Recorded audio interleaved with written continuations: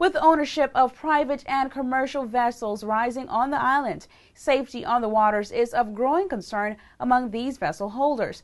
But what measures are in place to ensure that if something does happen at sea, that there is help?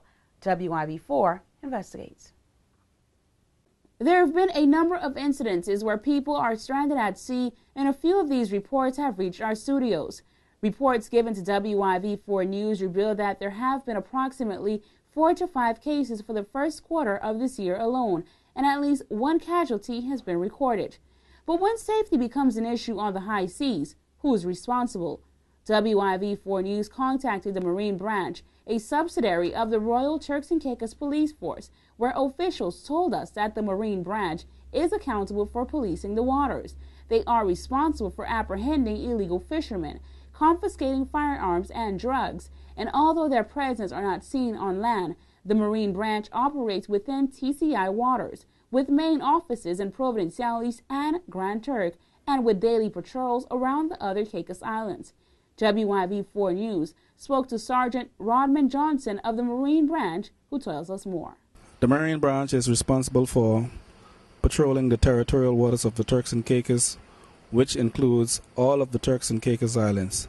Some of our main duties are drug interception, illegal migrants, and fisheries patrol. The Marine Branch also specializes in the interception of illegal immigrants. It was back in May of 2007 that approximately 59 illegals drowned in TCI waters after their boat capsized. The incident called for a reform of the way the Marine Branch conducts their rescue services. Although rumors of negligence surfaced, the cause of the sloop's capsize was never determined.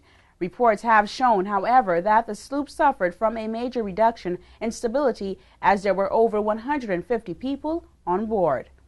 Yes, the U.S. Coast Guard presently is assisting us on a weekly basis, a monthly basis, in interception of vessels heading in our direction. And we also provide a rider on board the U.S. Coast Guard cutters occasionally. In the event they patrol our waters, that will give them the authority to board and search any vessel that is a suspect or for routine boarding within the territorial waters of the Turks and Caicos Islands.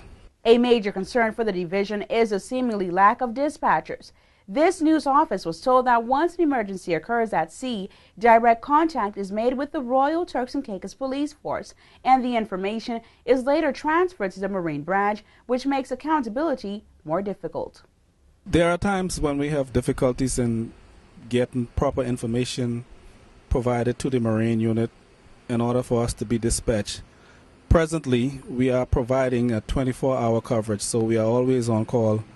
And once we are within reachable range, we should be able to be reached by radio or by a cell phone. At nights, we carry out surveillance duty, and during the daytime, we carry out routine patrols.